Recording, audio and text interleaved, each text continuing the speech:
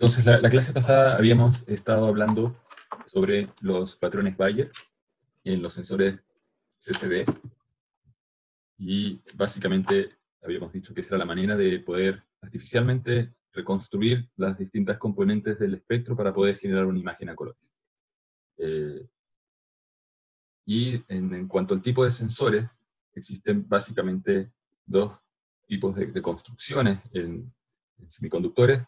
Una es la de Charge Coupled Devices, o CCDs, que es, uno lo puede pensar como una especie de condensador. En un condensador nosotros tenemos, déjame aquí sacar el lápiz,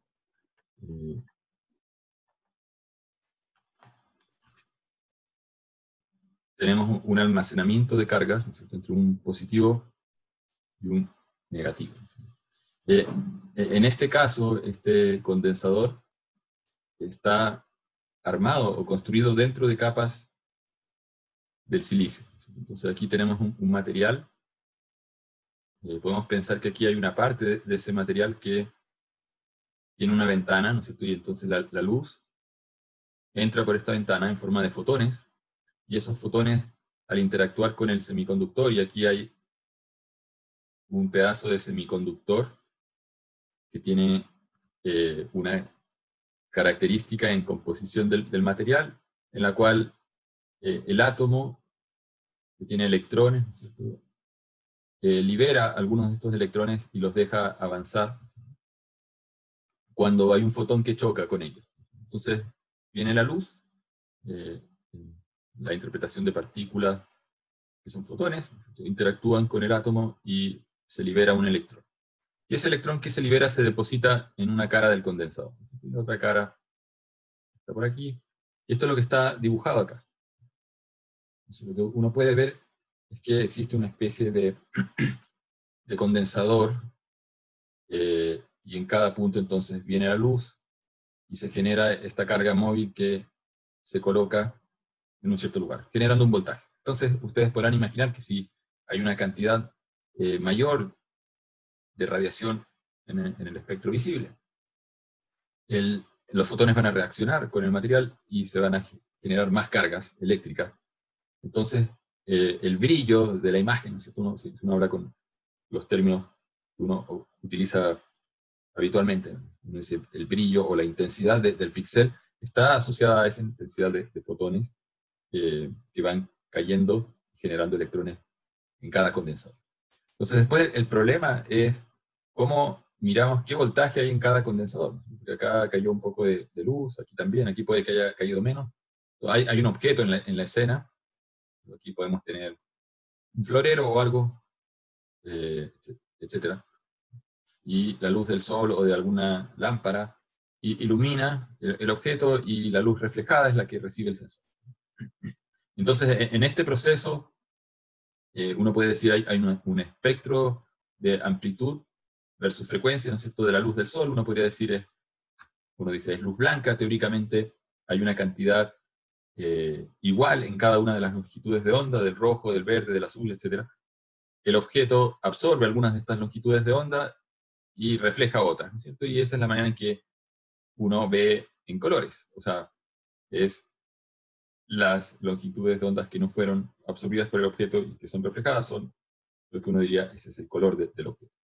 Entonces, estas longitudes de onda distintas inciden sobre este material. Como les decía, en el caso que haya un patrón Bayer, aquí va a haber un filtro.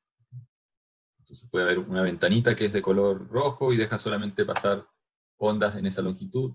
Puede haber otra en color azul, o en la longitud de onda del azul. Y entonces, cada fotón que viene con una longitud de onda distinta va generando electrones en una cierta ubicación, y así es como se forma la imagen. Pero después hay un proceso de leer los voltajes. Entonces, uno podría pensar que tenemos un conversor análogo-digital, que está mirando el voltaje de este último condensador. Entonces, por aquí va a salir un voltaje, puede haber una etapa previa de amplificación, pero este conversor análogo necesita un reloj.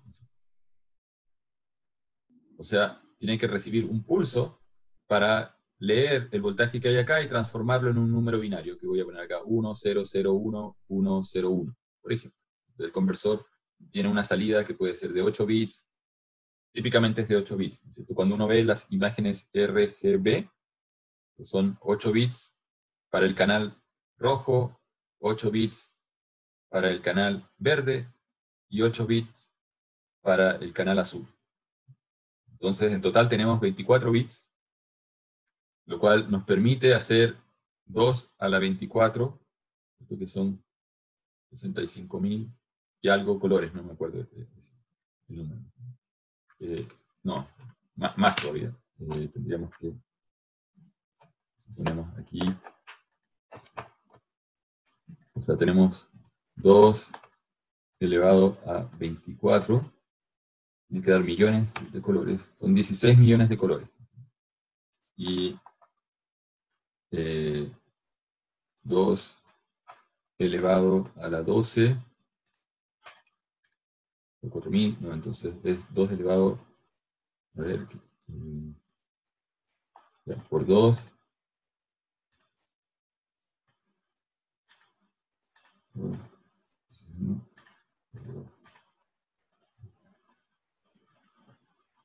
entonces, a ver, 2 elevado a la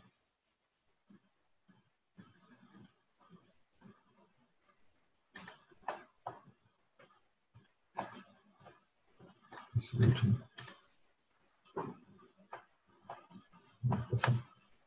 2.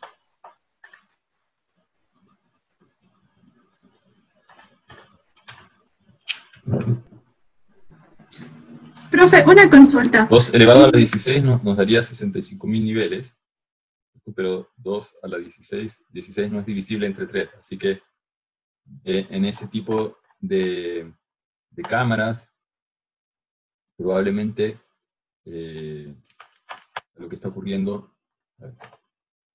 Hoy en día casi todo es 2 a la 24, pero antiguamente, y esto era lo que quería comentar, habían 2 a la 16, que daba los 65.000 y algo.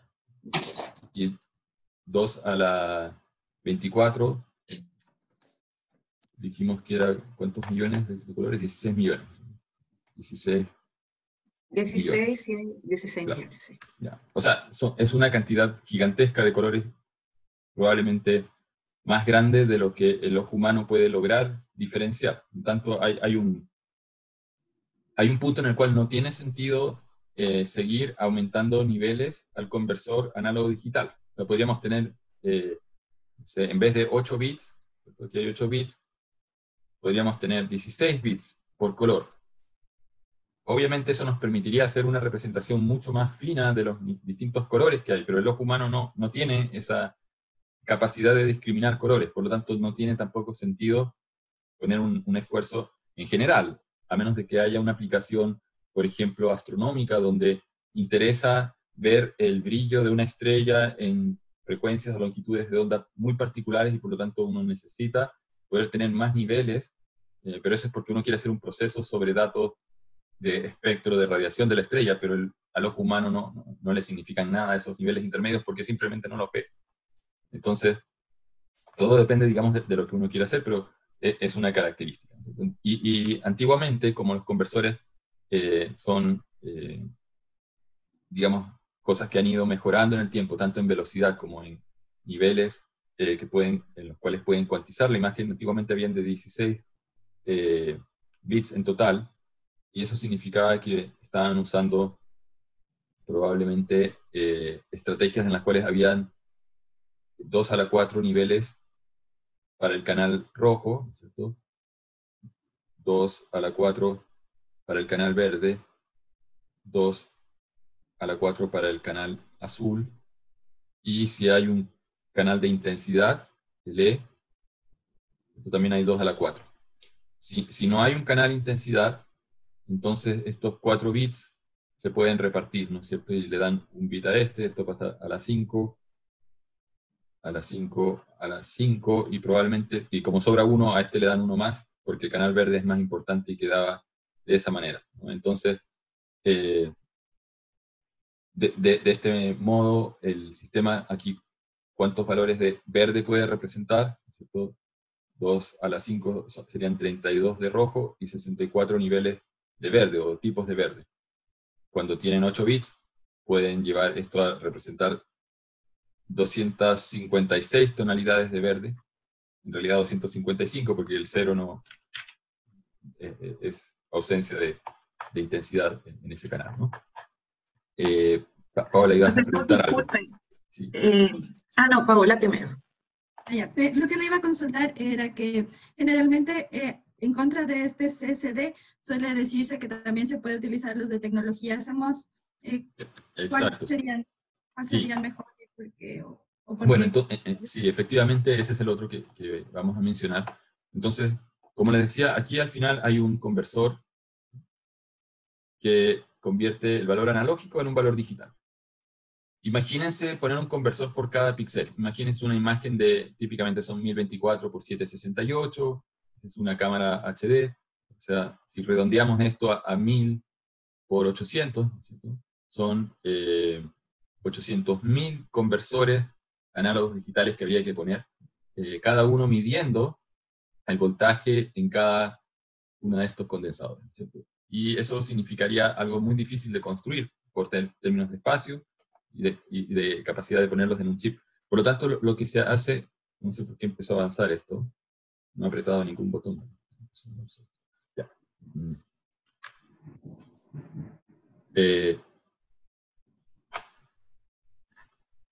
Lo que se hace es poner un solo conversor al final. Se pone un solo conversor, aquí, se mide eso. Una vez que se mide el valor, este condensador se cortocircuita con un switch a tierra. Entonces cierro el switch y en realidad aquí hay otro switch que se levanta, se abre. Entonces todos los electrones que estaban acá se descargan y se van a tierra. En el fondo este condensador lo dejo vacío, lo dejo sin cargas. ¿Y qué es lo que se hace? Bueno, aquí también hay switches que están levantados. Entonces inicialmente este sistema tiene todos los switches levantados, cada condensador captura cargas, y entonces primero se lee el primer condensador, lo cortocircuitamos a tierra, lo vaciamos, en el fondo lo descargamos, y cerramos el switch del segundo condensador. Por lo tanto, los electrones que estaban en este se van a pasar al segundo.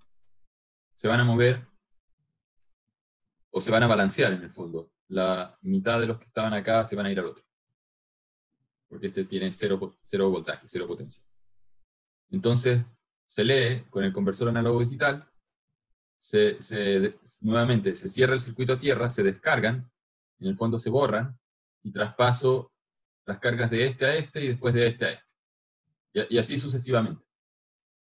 Entonces, eso tiene desventajas. Primero porque la velocidad con que yo puedo leer la imagen está relacionada a la velocidad con que yo puedo ir traspasando cargas de uno a uno, de uno a uno, de uno. ¿Cierto? Entonces, eso me impone un límite en la velocidad de operación de cuántos cuadros por segundo puedo leer.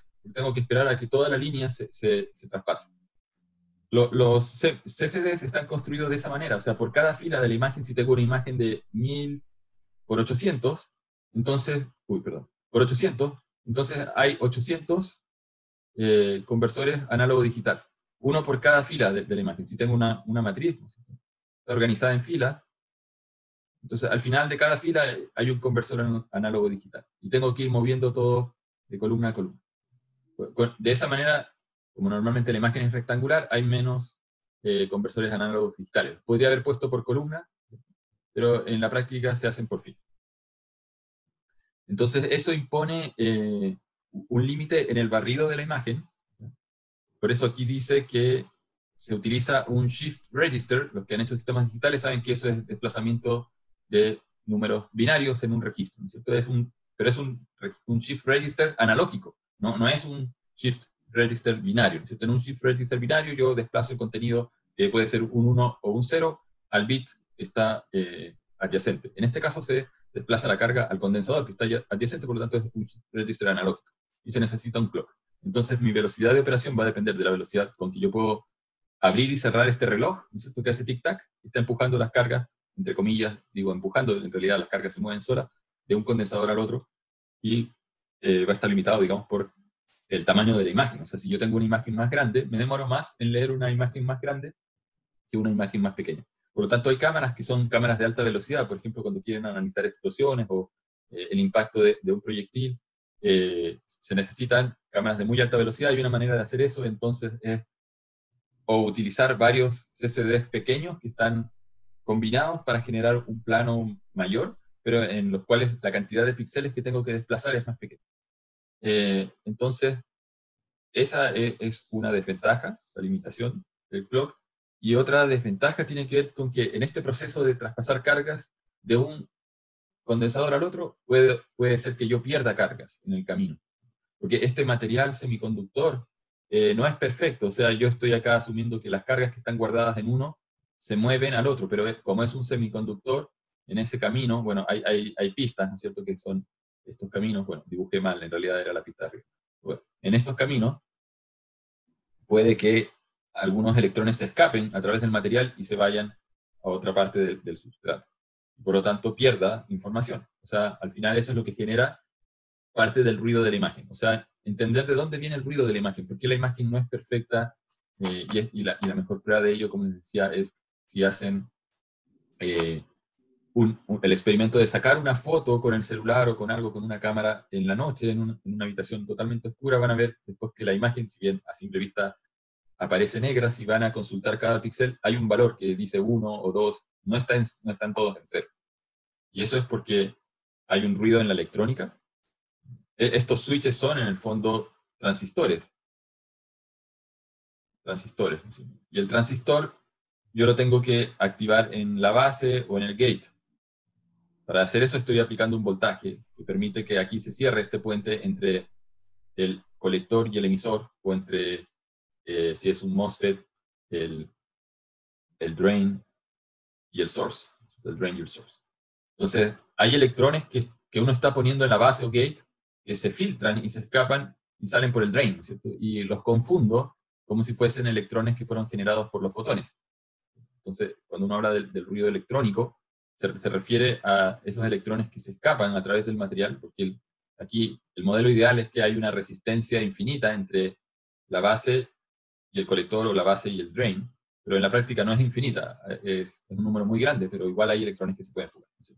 Entonces, todo esto lo menciono porque, sin entrar en el detalle de las ecuaciones electrónicas que regulan ese traspaso de electrones, es lo que está ocurriendo a nivel, digamos, atómico, y que genera el ruido dentro de la imagen. Por eso es que es imposible obtener imágenes completamente perfectas. La otra fuente de error, está asociada al hecho de que un fotón que está viajando puede caer encima de la placa y no atravesar la ventanita que les mencionaba, ¿cierto? Aquí hay una ventanita que deja el electrón atraviese el material y cargue este condensador. Entonces yo puedo atravesar la ventanita, o puede que caiga justo, porque hay un espacio entre ventanitas por fabricación. Si uno ve en un microscopio el CCD, hay un espacio. Entonces el fabricante puede llegar a tamaños de 1 micrón por ventanita. Hoy en día llegan a eso, pero entre ventanita y ventanita pueden haber 0.3 micrones. Entonces, ¿qué pasa cuando un fotón cae justo entre las dos? Eso no genera ninguna carga.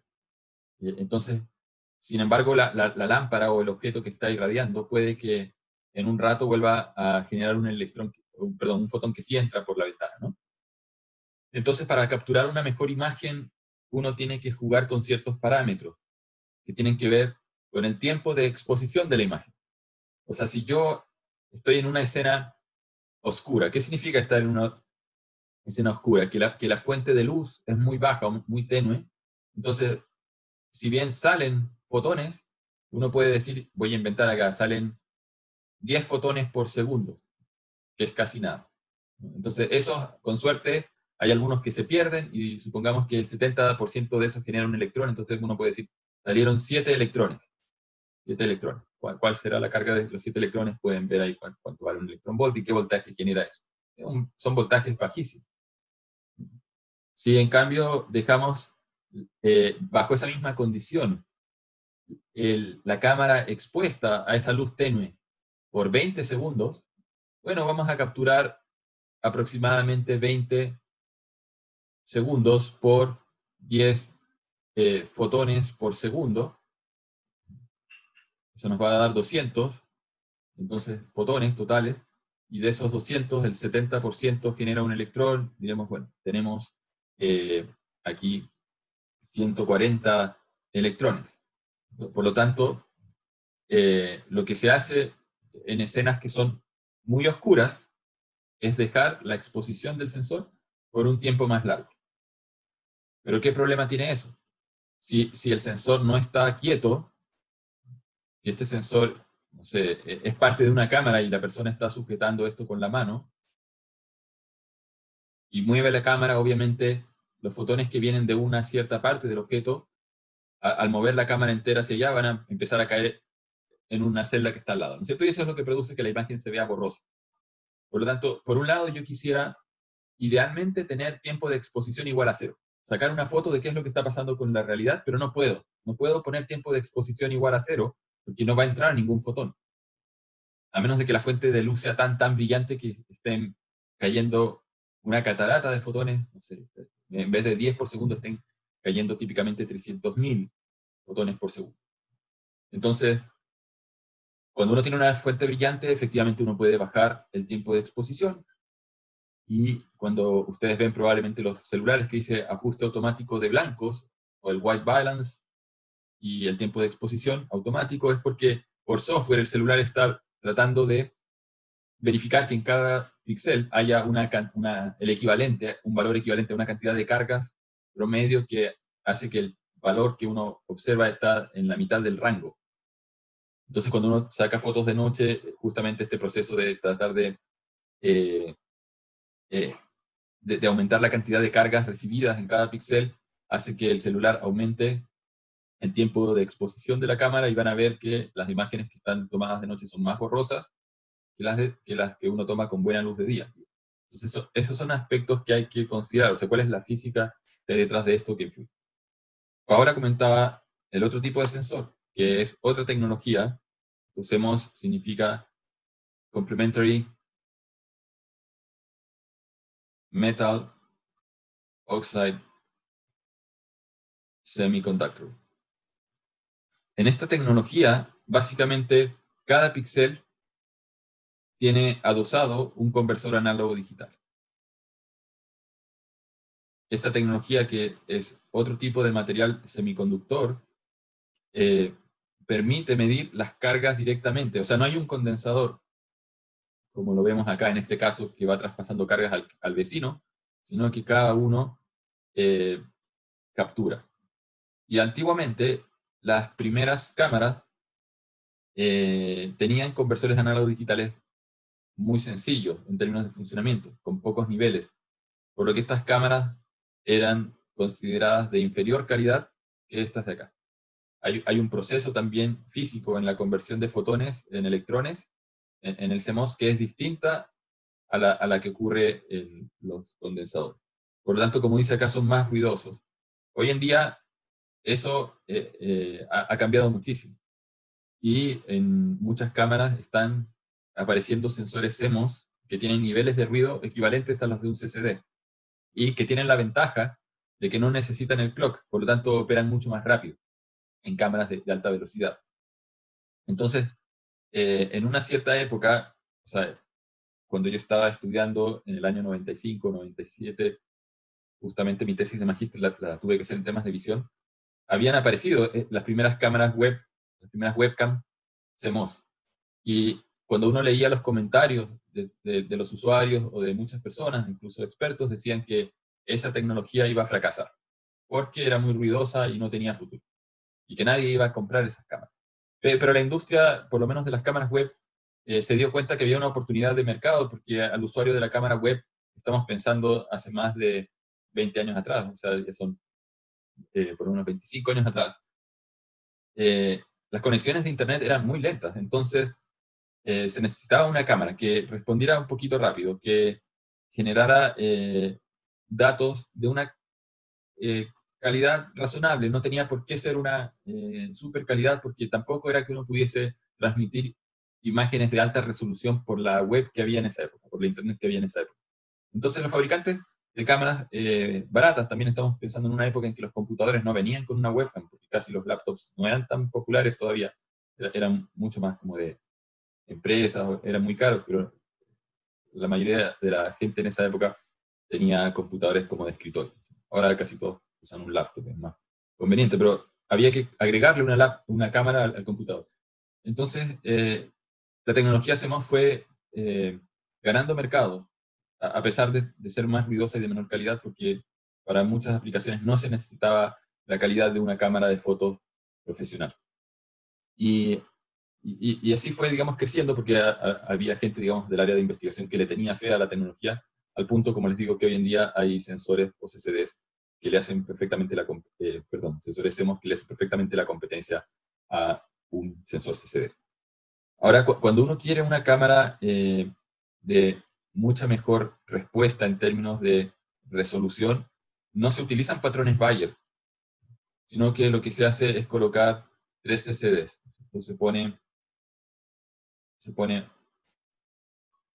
un CCD para el canal rojo, un CCD para el canal verde, un CCD para el canal azul, o CMOS, de color azul. En realidad cada uno de estos tiene un filtro, una pequeña lente azul, verde, roja. Entonces tenemos el rojo.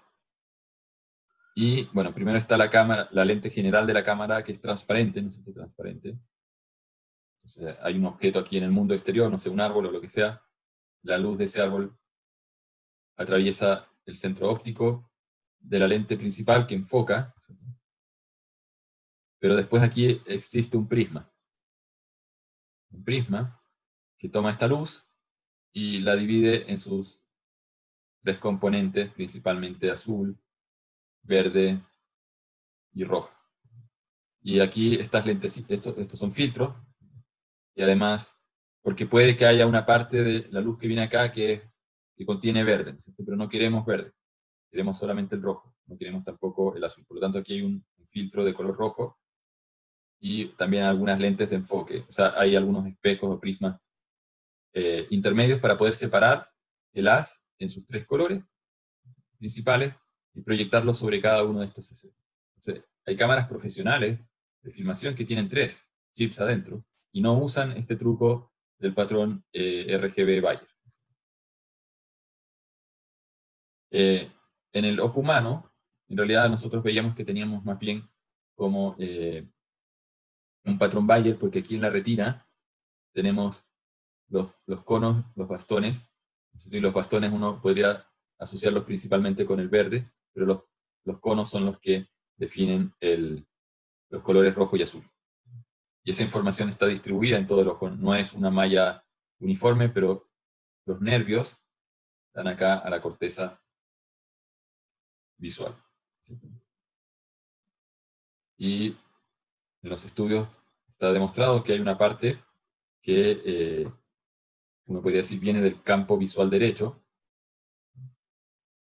que se proyecta tanto sobre el ojo derecho como sobre el ojo izquierdo. Está la lente. Y esa parte del campo visual derecho, el campo visual derecho que se proyecta sobre el lado izquierdo, porque la lente invierte la imagen, va al lado izquierdo. Y el campo visual izquierdo, que se proyecta sobre el lado derecho de la retina, va al lado derecho de la corteza visual primaria. Hay experimentos de resonancia magnética aplicada, resonancia magnética funcional, en los cuales se observa a la persona que está en el resonador en el momento en que se le muestran imágenes. Y de esa manera pueden detectar qué neuronas son las que se están activando, y lo que está demostrado es que hay una activación principal en la zona posterior del cerebro, pero también hay otras zonas que se activan. Y esta investigación es bastante interesante desde la perspectiva de poder entender qué es lo que el cerebro está procesando acá. O sea, cuando nosotros vemos la letra A, hay un procesamiento de forma, ¿no es cierto? Tenemos asociado a que esto está construido con dos líneas con una cierta pendiente, que es distinto que la letra H, ¿no es cierto? El cerebro es capaz de reconocer objetos por su forma. Independientemente de que sean del mismo color, sabemos que son distintos. Pero además podemos distinguir manchas de distinto color, ¿cierto? Y el tema es entender dónde se procesa cada una de esas partes. Si yo les muestro esta imagen, probablemente la mayoría me va a decir, no sé qué ven ahí ustedes. Un perro. Un perro dálmata, ¿no es cierto? Y es impresionante cómo el cerebro reconstruye eso, porque nosotros aquí, si van a analizar esta imagen en la presentación y la descargan y la miran con un programa de edición gráfico, aquí no hay ningún borde. Es decir, si analizan los píxeles que hay ahí, no hay ningún borde. Sin embargo, el cerebro humano, aquí yo estoy más o menos completando lo que mi cabeza ve, entonces yo imagino que aquí están las patitas del perro, ¿no es cierto? Aquí está la cabeza que está agachada, aquí pareciera que tiene la oreja. O sea, nuestro cerebro tiene algo pregrabado que nos permite completar la figura sin que nosotros estemos viendo colores. Así que algo hace nuestro cerebro que es capaz, y si nosotros le damos esta figura a un computador para que la procese y nos diga qué hay, lo más probable es que el computador falle. Porque no, a menos de que lo entrenemos con muchas fotos de ese estilo y le digamos, mira, cuando veas algo así, probablemente tienes que decir que hay un perro. Este es otro ejemplo, ¿no es cierto?, de algo que nuestro cerebro hace, y si ustedes miran, me van a decir, bueno, sí, ahí hay dos mesas, pero una de esas dos está mal, ¿no es cierto? No, tiene algo raro. Y nuestro cerebro también hace un procesamiento de perspectiva, ¿no es cierto? Y nosotros tendemos a considerar que los objetos que están lejanos se van achicando. Entonces, si yo tengo una mesa, debería verla así. Si tengo un camino con un túnel, las líneas del camino no son así, o no son así. Entonces, una de estas dos mesas como que no cumple y nuestro cerebro se da cuenta de que el largo de este pedazo de acá es mayor que el largo de acá. Y dice, eso no puede estar bien. Y también hace cosas extrañas nuestro cerebro. Cuando vemos esa imagen, no sé si les pasa a ustedes, pero esas líneas pareciera que se tuercen hacia el final, ¿no es cierto? Cuando movemos un poco la cabeza, pareciera que no son paralelas. ¿Les pasa o no? Que tienen como una inclinación o una curvatura. Bueno, ahí voy a poner unas líneas rojas encima de las líneas negras. A esas líneas rojas también les pasa un poquito esta deformación cuando movemos la cabeza. Y ahora voy a sacar los puntos negros. Y bueno, y resulta que esas líneas en realidad eran paralelas. Si van y lo analizan con un programa son paralelas. Pero nuestro cerebro procesa esta frecuencia espacial de puntos negros de alguna manera que genera esta distorsión y eso está ocurriendo en nuestro cerebro, pero no existe en el mundo real, ¿cierto? Este es otro ejemplo de unos círculos que pareciera que se mueven. No sé si les pasa a ustedes, pero cuando uno nos mira, es otro tipo de experimento visual en el cual las personas, la mayoría ven que están girando y en realidad no están girando. Y uno podría decir, bueno, lo que pasa es que se eligieron ciertos colores que generan una especie de resonancia en la corteza visual que generan ese movimiento, aunque no hay ningún movimiento.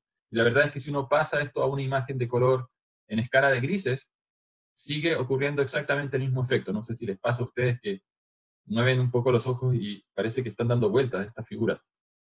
Ahora, si yo le saco... Me pasa mucho más con el color. Claro, con el color pasa más, ¿no es cierto? Con el gris creo que pasa menos, pero si uno le saca a un nivel, ya no pasa. Y también tiene que ver con cómo el cerebro, digamos, va analizando esas frecuencias espaciales. Por lo tanto, nuestro cerebro hace ciertos procesos complejos y el punto de esto es, uy, aquí mostré el resultado, no quería... Aquí, cuando la gente ve esta imagen, dice que hay dos palabras que están escritas de color, de distinto color. La de arriba yo la veo algo celeste y la de abajo la veo turquesa. La diferencia entre las dos es que la imagen de arriba tiene líneas moradas al frente de la palabra y líneas amarillas que pasan como por detrás de la palabra. Y la de abajo es exactamente lo opuesto. Las líneas amarillas están adelante y las líneas moradas están atrás de la palabra. Cuando uno analiza esta imagen en un programa, no sé, en Paint o en Photoshop o en GIMP, la abren y van a ver el color del píxel de esta parte y lo comparan con el color del píxel. Es exactamente el mismo número. Pueden tomar la imagen del PDF del curso, córtenla, métanla y van a ver que es exactamente el mismo número. Y sin embargo, nosotros las vemos de distinto color. Y eso es lo que se llama inducción cromática. O sea, nuestro cerebro, con esto, aquí es lo que voy, nuestro cerebro está haciendo el promedio de colores en una vecindad. Tenemos como que nuestro cerebro toma los valores de color en cada cono y bastón en una zona y los promedia y saca una conclusión. Y dice, este es el color. Por lo tanto, muchas veces cuando nosotros vemos cosas y decimos esto es de un color y de repente hay personas que entran en una discusión y dicen, no, esto yo lo veo verdoso y otros dicen lo veo cafezoso o marrón o no sé qué, es porque no tenemos exactamente la misma cantidad de bastones y conos. El caso, digamos, más notorio es las personas que tienen daltonismo, que es una forma de dicromatismo porque en el fondo no estamos viendo las tres componentes principales que necesitamos para reconstruir los colores e interpretamos las cosas de una manera un poco distinta, ¿no? Por eso, aquí cuando uno pregunta esto de qué color lo ves, cuando uno quiere hacer el experimento bien y correctamente, uno tiene que estar consciente de que el contexto importa o influye. Incluso los colores que pueden haber alrededor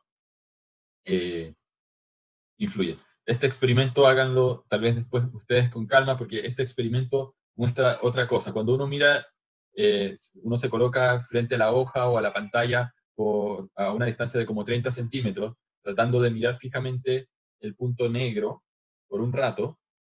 Si no mueven los ojos sin pestañear al menos 30 segundos a un minuto, y después sacan esto, esos rectángulos grises se ven de colores. Uno se ve como rosado y el otro se ve como medio celeste, más o menos. Y eso muestra otro efecto que tienen los ojos, que es que los receptores, ¿cierto?, estos conos y bastones, que son como condensadores, quedan con carga. Y la carga se demora en vaciarse. O sea, nosotros quitamos el color, pero quedó una carga y nosotros seguimos viendo un color. Entonces es bastante interesante porque hay una analogía en el funcionamiento de nuestra visión con el funcionamiento de la electrónica de los CCDs. Este es otro ejemplo de cosas con distorsión. Aquí hay un par de líneas trazadas que yo agregué. Cuando uno muestra esta imagen sin esas líneas, incluso con las líneas puestas encima, se ve como una especie de esfera, o pareciera ser que esto de acá está en una esfera, ¿cierto? Parece que acá hubiese una esfera, pero cuando uno analiza la línea, en realidad no hay ningún, aquí yo dibujé como una especie de meridiano, pero no existe ningún meridiano. Nuestro cerebro está creando artificialmente meridianos, o creando curvas, pero no hay. Si analizan acá, esto en realidad está todo al mismo nivel. ¿Qué es lo que cambia? Cambia levemente la curvatura del área rellena, ¿cierto? Y hay unos que están rellenos con blanco y hay otros que están rellenos con negro. Y esa combinación le genera a nuestro cerebro la idea o la ilusión de que hay una esfera y no hay nada. Este es otro caso de puntos que se ven como que cambian de color. Esos puntos que están entre medio, si uno los mira independientemente, es de color blanco. Pero cuando uno enfoca la vista en uno de estos, los que están alrededor se ven grises, o como que cambian de gris. Y en realidad si uno va y mira uno, es blanco, y los que están alrededor están como parpadeando. Y eso también tiene que ver con la frecuencia con que nuestros ojos están haciendo un barrido. Nuestro cerebro no tiene un clock o un timer, pero ocurre algo de eso.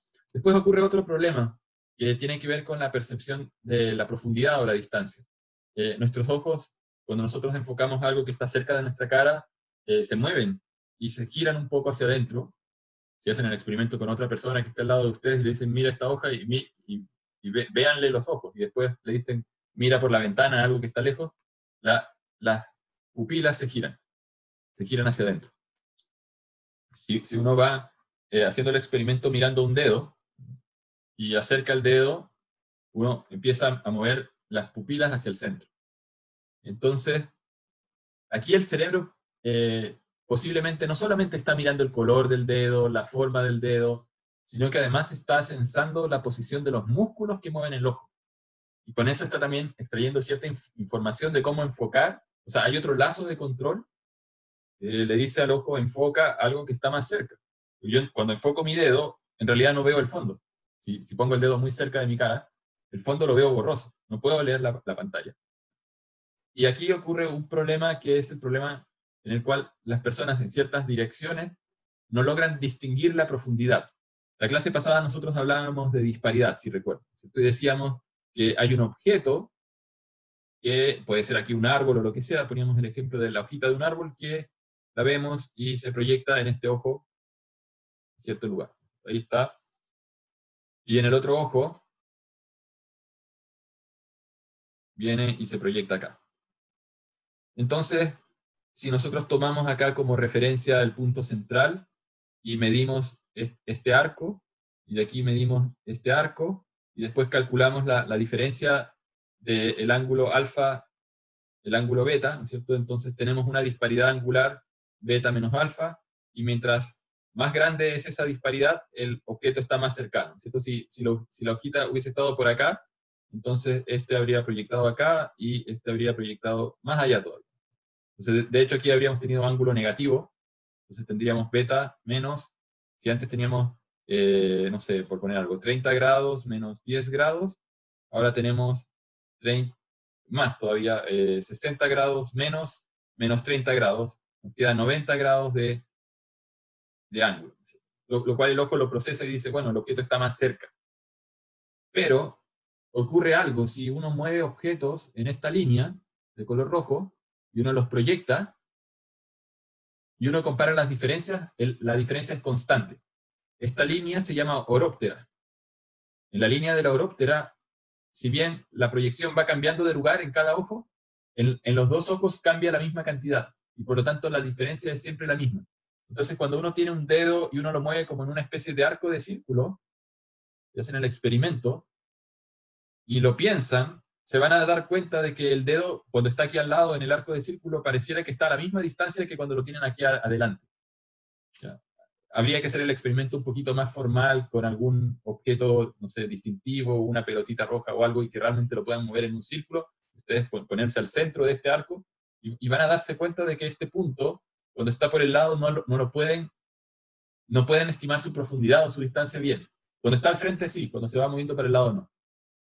Entonces, ese tipo de cosas son las que inducen al cerebro, ¿no?, a cometer errores de estimación. A veces la gente choca porque no vio bien, de repente, o sea, es por cosas leves, ¿cierto? Al girar en una curva con la cuneta no calculan bien. Bueno, hay temas de profundidad que empiezan a influir. Puede que esté relacionado también a aprender a manejar bien, a la destreza con que uno mueve el manubrio. Esa es otra parte, no es todo el problema, pero el ser humano va a tomar esas decisiones de movimiento en base a lo que ve, y de repente no ve bien, o el cerebro se ve engañado. Hay otro experimento que es más difícil de mostrar acá, que es un experimento en el cual a la persona le dicen que camine en línea recta, y la ponen en un pasillo con paredes que son iguales, no tienen nada, no hay cuadros, no hay puertas, pero ponen una proyección de algún patrón, pueden ser bolitas, en una pared, que son iguales a las de la otra pared. Pero en una pared, las bolitas las hacen avanzar un poquito más rápido que las de la otra. Y el ser humano está calculando como la derivada temporal de estas manchas que se mueven. Y dice, hay un lado que se mueve más rápido, por lo tanto, creo que me estoy girando, y la persona tiende a girarse, y le dicen camina en línea recta, y en el experimento la persona se desvía y se pega contra una de las paredes, como compensando estos objetos que pasan más rápido que en el otro. Cuando uno va en un auto, uno ve cosas que se mueven a la misma velocidad en los dos ojos. Pero si alguien hiciera un poco de trampa y pudiese proyectar algo más rápido, la persona tendería a girar. Entonces, estos son efectos que ocurren en el ojo humano. Este es el típico ejemplo de estereopsis, que también es muy difícil de verlo en la pantalla. Hay que concentrarse un montón y a cierta distancia, y van a ver que el tigre se ve más adelante que los otros objetos, que el tiburón o la persona. Y eso tiene que ver con, o sea, cuando uno lo hace el experimento, tiene que ver con la distancia entre píxeles que hay. Si esto lo miden, esto yo lo medí, aquí hice trampa para explicar qué es lo que está pasando, ¿no es cierto? que las cabecitas de la persona están a 130 píxeles, la del otro tigre con la persona encima están a 140 y la del tigre que está solo están a 120. Entonces el cerebro está haciendo un análisis, está juntando la imagen del ojo izquierdo con la del ojo derecho, e internamente dice, bueno, aquí hay un patrón que lo tengo que correlacionar entre un ojo y el otro. O sea, está haciendo una especie de operación de correlación de imágenes izquierda-derecha. Y de alguna manera detecta que hay una discrepancia o una disparidad distinta en cada uno de estos objetos, y por lo tanto los coloca en planos distintos, pero en la realidad no están en ningún plano distinto, están sobre una imagen 2D. La pantalla del computador está a la misma distancia de mi cara, independiente si yo miro la parte de arriba de la pantalla, la de abajo o la del centro. Sin embargo, el cerebro como que saca objetos y dice, no, estos están más cerca y estos están más lejos. Eso es un autoestereograma o efecto de estereópsis. Aquí también, este es más difícil. Cuando uno lo mira un montón de rato, aquí lo que hicieron fue esconder, hay puntitos que se repiten, y cuando los dos ojos hacen la correlación, calzan, y aparece en el de los puntitos, no les voy a decir qué aparece para que lo hagan. En este de acá aparece esto. O sea, son imágenes que se construyen sintéticamente. O sea, cómo se construye esta imagen que tiene unas figuritas que se repiten, ¿no es cierto? Aquí hay una cara, se vuelve a repetir acá. Después aquí hay manchas que se vuelven a repetir. Hay manchas que se vuelven a repetir. Uno puede encontrar varios objetos que se repiten. Entonces, ¿cómo se hace o cómo se construye eso? Uno toma una imagen al azar. Aquí tengo una imagen que tiene patrones. Aquí supongamos que tenemos una fuente de luz. Aquí estoy poniendo una ampolleta, un foco. Y hacemos pasar la luz a través de esta imagen. Y proyectamos esa luz sobre este modelo tridimensional. Entonces, una manchita va a quedar acá. Después, otra manchita va a quedar repetida más allá, un poco más adelante. Y después ponemos dos cámaras. Aquí hay dos cámaras que reconstruyen la imagen, ¿no es cierto? Generan una imagen virtual de cómo se vería una persona que tiene un traje o una piel hecha con este patrón, ¿cierto? Y en la otra cámara también va a aparecer algo así. Después las dos imágenes se juntan, o sea, tengo la imagen del ojo izquierdo, left, y el right, y creo una nueva imagen donde tomo el izquierdo, tomo el derecho. Tomo el izquierdo, tomo el derecho. Y así sucesivamente. Y eso construye o forma esta imagen. Y después el cerebro se encarga de separar las dos imágenes. Se encarga de ver que esto era del ojo izquierdo, esto es del ojo izquierdo, y esto de acá es del ojo derecho y del ojo derecho. Se van para allá. El cerebro hace eso por nosotros e inventa algo que en realidad es plano, porque esta foto en colores de gris es plana, no tiene... Hay una asociación, aquí se está tratando de representar de manera más brillante lo que está más adelante, ¿cierto? La mano de la persona está más adelante, y la parte del cuello está más atrás, o del pelo, y hay tonos intermedios que, en este caso, es un mapa de profundidades que está asociado a la intensidad.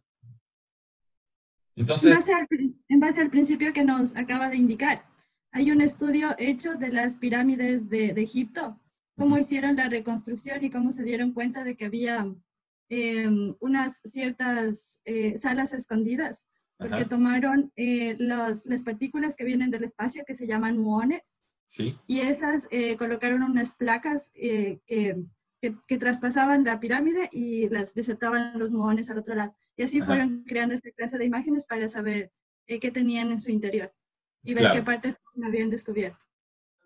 Claro, sí, o sea, aquí lo que tú dices es como esta analogía de poner aquí una placa que tiene colores, ¿no es cierto? Y deja pasar la luz en ciertas frecuencias y por lo tanto pinta. Básicamente, se puede hacer con un proyector digital. O sea, de hecho, una de las tareas que teníamos no era exactamente esta, pero poníamos en el laboratorio unas cajas de distinto tamaño y después con el proyector digital le proyectábamos manchas de distintos valores de gris. Y la tarea era saber qué forma tenían las cajas.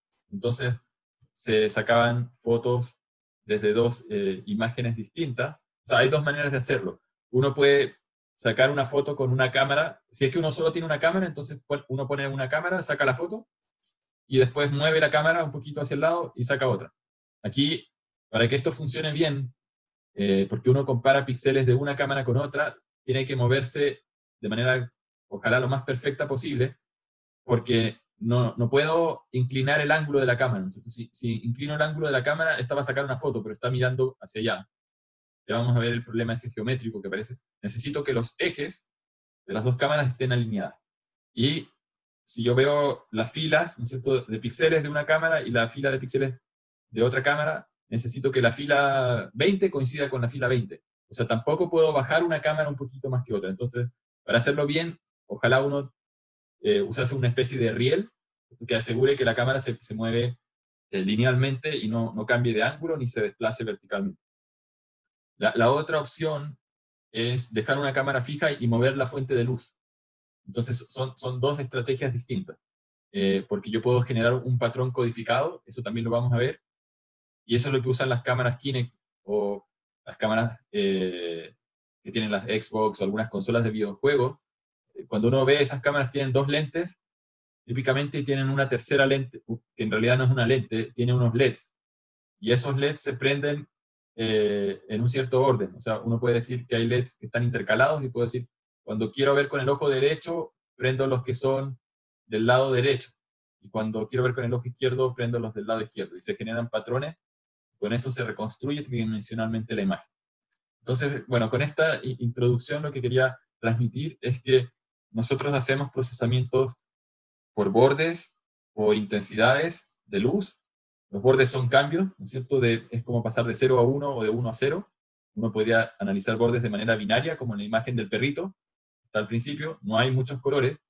Después uno puede hacer análisis por intensidades. Después puede uno hacer análisis por color. Y aparecen otros efectos que tienen que ver con la frecuencia espacial, ¿no es cierto? Cuando veíamos estas cosas que giran, y la frecuencia espacial está asociada a la interpretación de textura, ¿no es cierto? Cuando uno dice, esto es como una lija, áspero o es suave, es porque en un caso la variabilidad de las intensidades es mayor y en otro es más uniforme. Eso nos da la textura y la disparidad, por último, que tiene que ver con esta proyección relativa entre un ojo y el otro. Todas estas características combinadas nos permiten hacer el procesamiento de las imágenes y extraer información que para efectos de automatización son relevantes, porque si uno quiere, o sea, ¿qué es lo que uno quisiera medir en el mundo de la automatización?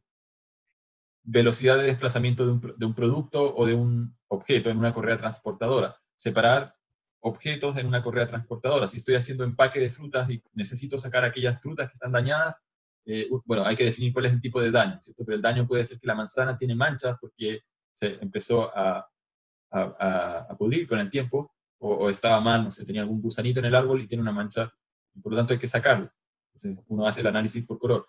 Si la manzana está golpeada, probablemente tiene una concavidad o está hundida en alguna parte, bueno, también hay un aspecto de reconstrucción tridimensional del objeto o de forma, ¿no es cierto?, que puede servir para determinar si esa fruta es una fruta que va a empaque o va para jugo, ¿no es cierto? La van a moler, la van a exprimir, chancar y la van a transformar en jugo. Entonces, en sistemas de clasificación industriales se utilizan estas variables y otro aspecto importante es cuando uno quiere hacer la clasificación entre objetos que son distintos. Yo podría tener una línea, generalmente eso no ocurre, generalmente cuando uno empaca manzanas es porque el que cultiva llegó con un camión cargado de manzanas, no es que llegue con un camión cargado de manzanas mezcladas con peras, pero uno podría encontrar ciertas aplicaciones en las cuales hay ejemplos, tal vez puedo subir un video, en las cuales hay una línea de producción de queques y la máquina simplemente va sacando del horno algunos que son de vainilla, son panqueques, o que son de chocolate, y hay que hacer cajas donde el producto lleva en la caja tres de vainilla y 3 de chocolate.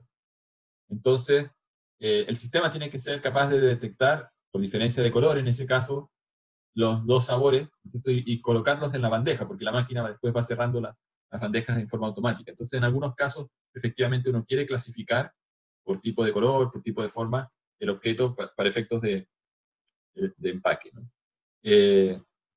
hay otros desperfectos visuales, ¿cierto? Hay, así como hay información relevante, hay otra información que nos causa confusión o error. En el ser humano es esta resonancia visual, ¿no es cierto? La yuxtaposición de colores distintos, la inducción cromática, y esos efectos también pueden de alguna manera ocurrir en las cámaras, ¿no es cierto? Y en las cámaras uno va a tener saturación, píxeles que se ponen totalmente en blanco cuando la fuente de luz supera el umbral máximo de detección de cada píxel.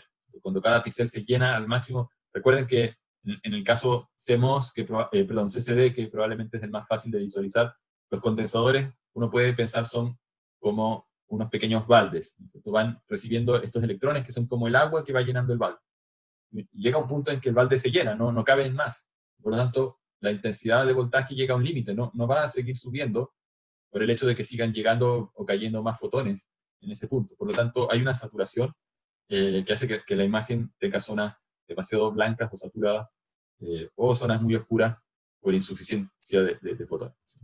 Después, en el caso de la visión humana, están estos problemas de la horóptera, ¿no es cierto?, de esta curva donde todo se ve que estuviese a la misma distancia, y en el caso de sistemas que son de una sola cámara o de un solo ojo, uno puede hacer una cierta inferencia haciendo relaciones con respecto a otros objetos que están en la misma escena. Cuando yo les mostraba el ejemplo de estas dos mesas, y uno dice, bueno, aquí hay una mesa que está mal dibujada, porque el cerebro está diciendo, esto no coincide con la física que aprendí.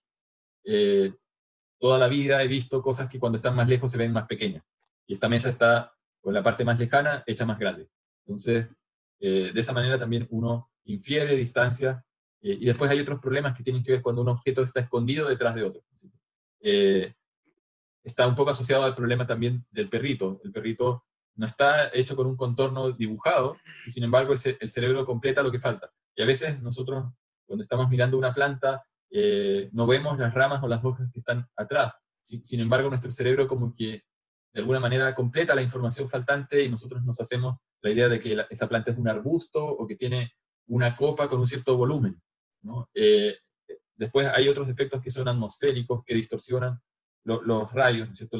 Hay turbulencias, esos efectos son probablemente, no son importantes en el caso de un ejemplo de empaque, pero son muy importantes en aplicaciones de instrumentación astronómica, donde la atmósfera actúa como lente. Veamos entonces ahora un poco más la matemática que hay detrás de la formación de cada imagen. Déjenme abrir la siguiente presentación. Aquí.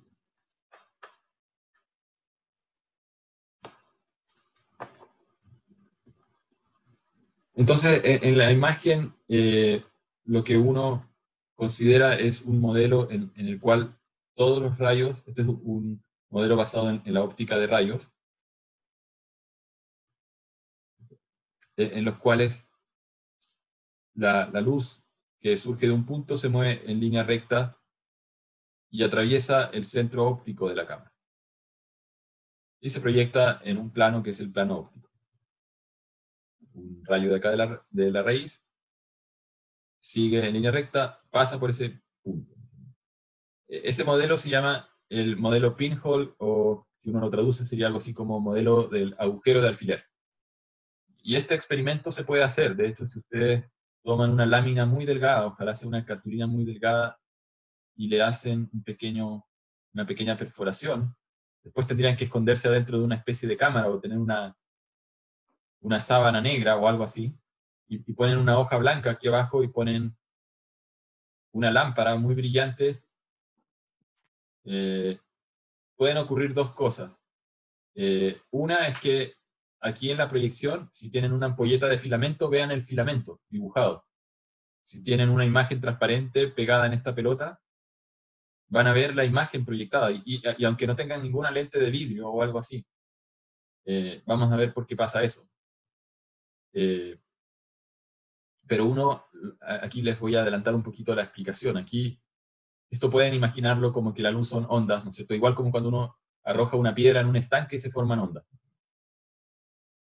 Y en un caso de un estanque, si tuviésemos aquí una pared con una pequeña abertura, estas ondas van a llegar a chocar con la pared, pero hay algunas que van a chocar con los bordes, y hay una parte que viene por el camino central, ¿no es cierto?, y que va a pasar. Pero hay otras que chocan con este borde y rebotan así, hacia allá, y hay otras que chocan con el otro borde y rebotan hacia acá. Y si este ancho está diseñado del tamaño apropiado, se puede producir una interferencia constructiva donde las que rebotan de un lado están espaciadas, ¿no es cierto? La onda va así, sube, va. Pero hay otras que vienen de otra dirección, se vienen así, y que ojalá que coincidan con el pic de este, ¿no es cierto? Porque si no coinciden, si la otra viene justo haciendo lo opuesto, se van a restar y no se va a formar ninguna imagen. Entonces, aquí hay un problema de que las ondas tienen que estar espaciadas, ¿no es cierto?, con el pic, si estamos mirando los pics, de manera tal de que cuando se encuentran la central con las laterales, se genera aquí un máximo, ¿no es cierto?, una superposición constructiva máxima, y que después la hoja de papel la pongamos a la distancia correcta donde esa superposición positiva ocurre, ¿no es cierto? Si la ponemos la hoja de papel un poquito más allá, no, vamos a estar mirando el punto intermedio de la onda, que está en cero. O la ponemos donde todas suman el máximo negativo, o las ponemos donde todas suman el máximo positivo, pero no en cero porque ahí no se ve nada. Entonces, el tamaño de esta apertura y la distancia, que se llama distancia focal, definen la formación de la imagen. Y esto es algo que se dieron cuenta algunos musulmanes hace muchos años atrás, por ahí entre he leído que en algún momento se dieron cuenta entre 1200 y 1600. No se sabe bien porque no está bien documentado. Hay unos papiros que tienen unos dibujos de que ellos se habían dado cuenta de que la luz de la luna se proyectaba en el suelo de las carpas, porque en el desierto, en la época de los nómades, las casas eran básicamente como una especie de carpas con un palo, y yo me imagino, porque no dice cómo, pero me imagino, y esto yo lo he visto hace mucho tiempo atrás, cuando iba de camping tenía una carpa que tenía hoyitos, porque la tela se empezó a romper, y uno veía, de repente, si uno empezaba así a mirar, que se veía una estrella o algo así, y hacía que coincidiera. En ese momento yo nunca me había dado cuenta de que eso se podía proyectar sobre el suelo. Pero parece que los musulmanes se dieron cuenta con la luz de la luna que se proyectaba y se formaba en el suelo. Entonces, esa es como la primera evidencia histórica de que ya en la época medieval, entre 1200 y 1600, sabían de que este fenómeno ocurría. No sabían la matemática ni por qué ocurría. Cuando yo leí eso me di cuenta de que eso era algo que yo había visto en mi infancia y que era justamente estos puntitos. Y dije, esa puede ser para mí la explicación más probable. No tengo evidencia científica de que eso haya ocurrido así, pero me imagino que no me puedo imaginar que alguien haya dicho voy a hacerle un hoyito a la carpa o a la tela para ver la luna. Yo creo que capaz que fue accidental, estas cosas son accidentales, y se hayan dado cuenta de que eso ocurría. La otra cosa que me ocurrió a mí, como a los 20 años, que me empezó a dar miopía, es que me di cuenta, porque no usaba lentes, que cuando hacía un hoyito pequeñito con los dedos y miraba a través del hoyito, lograba enfocar. Los que tienen miopía, si pueden hacer ese experimento de hacer un hoyito pequeño, se sacan los lentes obviamente y empiezan a mirar a través del hoyito, con un cierto diámetro del hoyito se enfoca. Y yo fui, me acuerdo que le pregunté a algunos profesores y les dije, ¿ocurre eso? Y ellos me decían, no sé. Pero yo les digo, sí, ocurre. Yo les digo, tengo miopía y lo hago y funciona. Y a cierta distancia, obviamente, hay dos cosas, que hay que regular la distancia del hoyito con respecto al ojo y el diámetro del hoyito. Si hago un hoyo así grande, no me funciona, porque veo exactamente lo mismo. Pero si lo achico y lo pongo a cierta distancia, enfoca. Y entonces yo me quedé intrigado desde ese momento de qué cosa era lo que estaba ocurriendo. Después cuando empecé, ahí estaba en los primeros años de universidad, debe haber sido como por el año 92, 93, cuando yo entré. Y después, cuando empecé a estudiar por los temas del magíster, temas de visión, vi el modelo Pinhole, y los libros de computación usan este modelo. Y dicen, los rayos se forman de esta manera, por lo tanto, voy a borrar todas estas líneas. Aquí está, borrar todo. Entonces, voy a hacer el dibujo desde el inicio. Tenemos aquí la lente con un hoyito, ¿no es cierto? La lente representa el hoyito en la cámara, tenemos el objeto, y supongamos que este objeto está a una distancia de z metros. Y sabemos la altura de este objeto. Supongamos que la altura de ese objeto es y, la punta del árbol.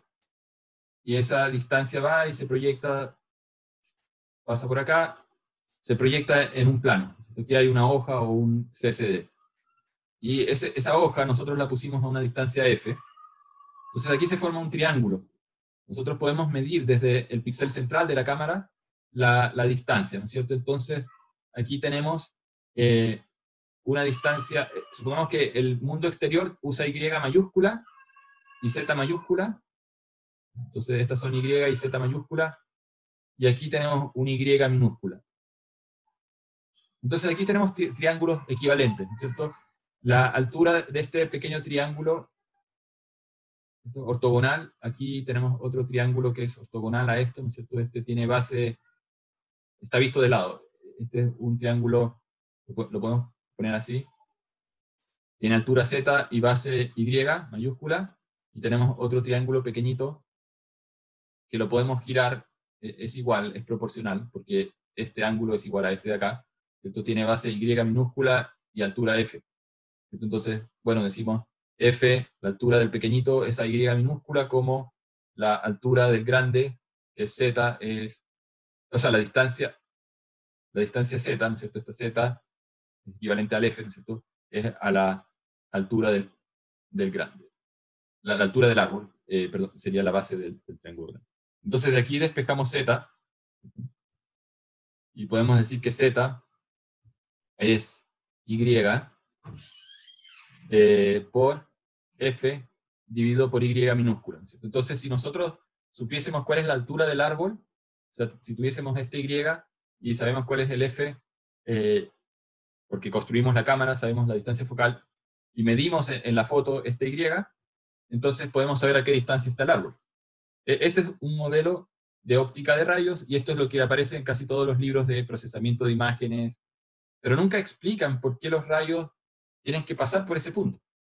La explicación tiene que ver con lo que les decía recién, ¿cierto? Que en realidad el modelo que se descubrió mucho después, porque esto es cuando Maxwell empieza a desarrollar las ecuaciones de la propagación de ondas electromagnéticas y se asocia la luz con una onda electromagnética, y se dan cuenta de que en realidad la onda, o sea, esta óptica de rayos era el postulado de Newton. Newton decía que, y Leibniz y Huygens decían, la luz se mueve siguiendo el camino más corto, ¿no es cierto? Si esto no conocían en 1700 fotones, eso no lo habían inventado todavía, pero lo que ellos asumían por experimentos, hay algunos experimentos que hicieron los renacentistas de cómo se formaba un cuadro, ¿no? Entonces, ¿cuál era el experimento que hacían?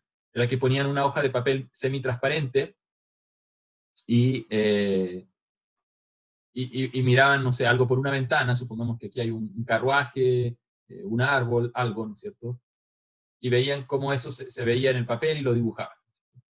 Y los renacentistas que estaban tratando de encontrar la matemática de esto se dieron cuenta de que si ponían un palito con un hoyito y empezaban a unir puntos, o sea, de este plano con otro plano, más atrás, se repetía la imagen a escala, ¿no? Y se veía más grande el carruaje y podían tomar la rueda. Bueno, al revés, no lo he dibujado al revés, pero tendría que poner. Lo hicieron de otra manera, perdón. En realidad el experimento lo hicieron poniendo el palito atrás. Al menos esa es la interpretación que uno puede ver en algunos libros. Borrar todas. Entonces, tenían la escena del mundo real, esta escena. Aquí hay un carruaje, y aquí hay una hoja de papel, y aquí ponen un palito con un hilo, ¿cierto? Y trazan el hilo y lo amarran al carruaje, a la esquina, ¿cierto? Y aquí hace un hoyo en el papel. Después toman un hilo y lo amarran acá a otra parte del carruaje, y así sucesivamente. Y si hacen ese experimento, yo estoy acá inventando un carruaje, pero no sé, habrán hecho otra cosa, un florero o algo. Hicieron ese experimento y se dieron cuenta que se formaba la imagen.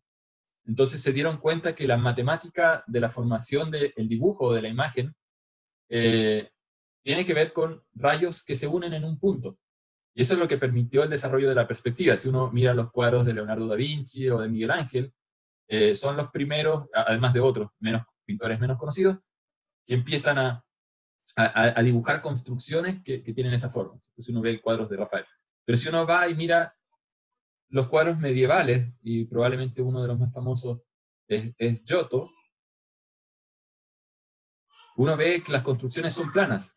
Uno dice, ¿por qué dibujaba así? Parecía como dibujo de niño, más pequeño, ¿no es cierto? Donde no hay perspectiva, o la perspectiva era media rara. Y era porque no se habían dado cuenta de la fórmula, tampoco no eran tal vez buenos dibujantes en ese momento, o sea, si uno traza la evolución, ¿no es cierto? Entonces, hay un concepto, digamos, que lo toma Newton, probablemente lo formaliza y dice la luz se mueve en rayos y le dan esta interpretación física de que tiene sentido porque cualquier otro camino sería un camino de mayor esfuerzo, ¿no es cierto? Y todas las cosas en la naturaleza, o cuando hacen estos ensayos filosóficos de Newton, porque cuando uno ve algunos textos no tenía muchas fórmulas, esto de que la manzana cae es porque sigue el camino más corto. Y tiene que haber algo, digamos, que atrae los cuerpos. No sé. Hay como ciertos principios o postulados que tienen que ver con que las cosas optan por siempre la vía de la menor energía. Y eso significa que la manzana no va a darse vueltas y va a girar por otro lado antes de tocar el suelo. Y bajo esa misma lógica también dice, bueno, la luz también tiene que hacer lo mismo. Entonces, básicamente ese es el modelo de la óptica de rayos, pero está incompleto porque no está considerando el fenómeno de la luz como una onda. Y eso es importante de entender, porque al menos nosotros como especialistas que vamos a tener que elegir entre un sensor y otro, uno podría hacerse la pregunta de ¿cuántos píxeles tiene que tener la cámara? ¿De qué tamaño tienen que ser los píxeles?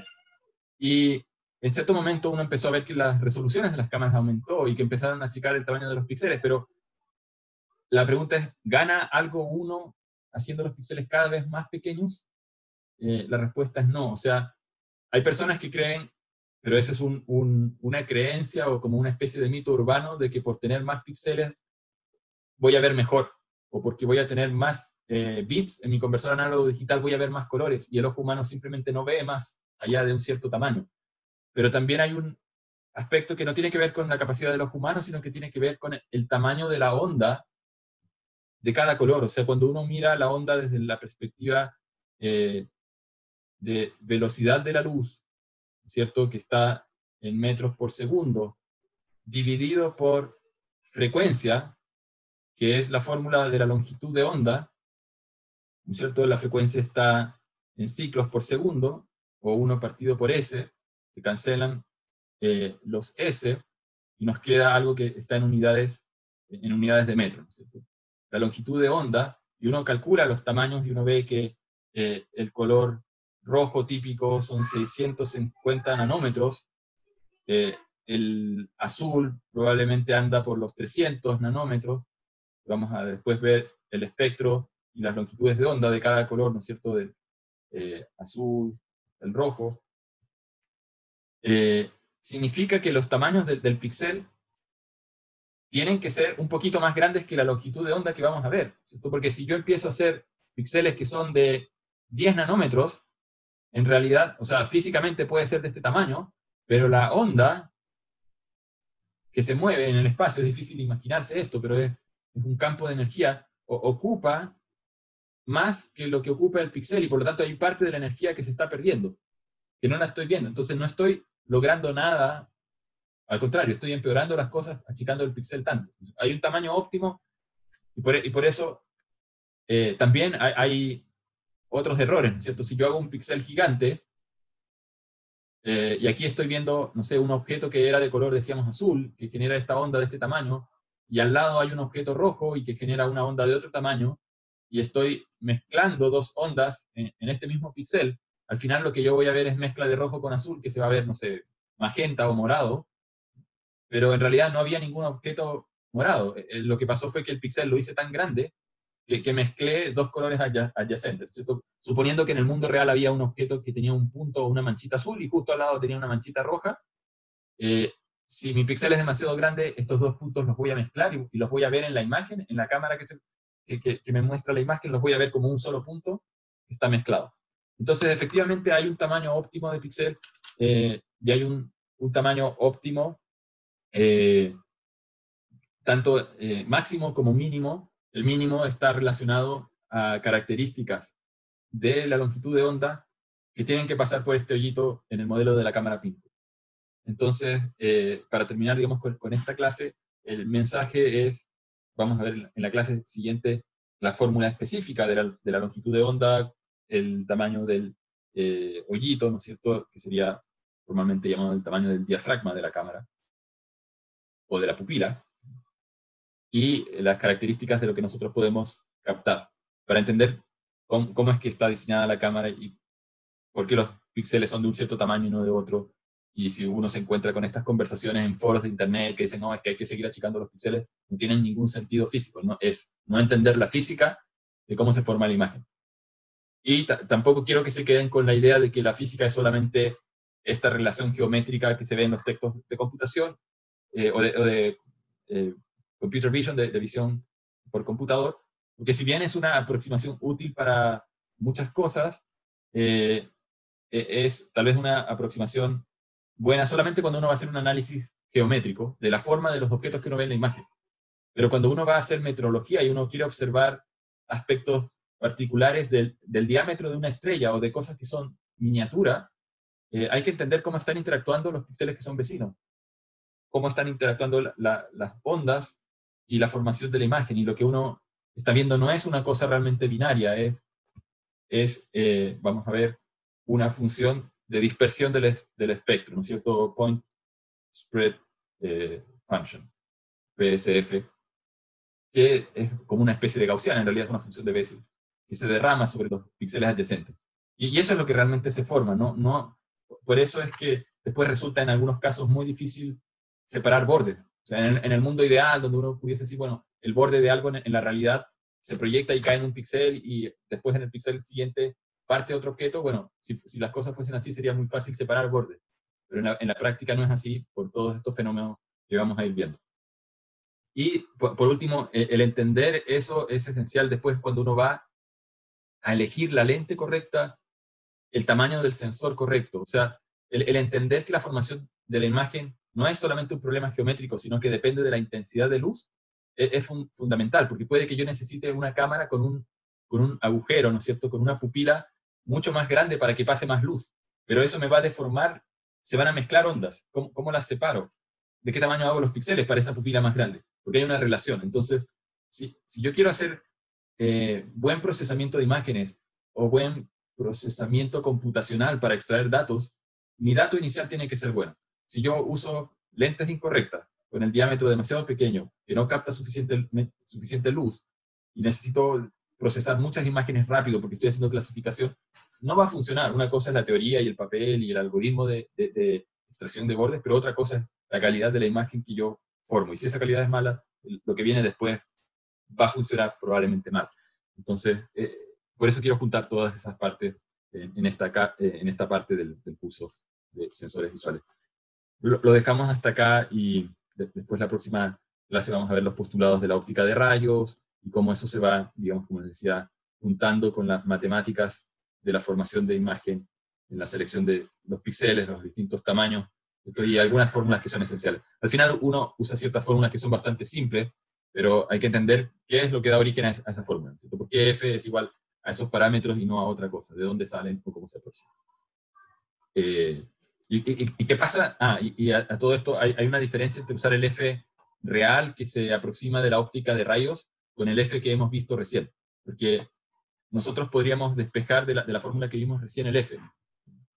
Y yo les podría decir, bueno, si voy a mirar árboles que son de una cierta altura y que están a una cierta distancia, ¿qué lente le pongo a la cámara? Y ustedes podrían decir, esto es súper fácil. F es igual a Y minúscula dividido por Y mayúscula multiplicado por Z. Entonces, la distancia del objeto, el tamaño del objeto que quiero tener en la imagen y el tamaño del objeto en el mundo real, con esos tres ingredientes calculo y me sale un F.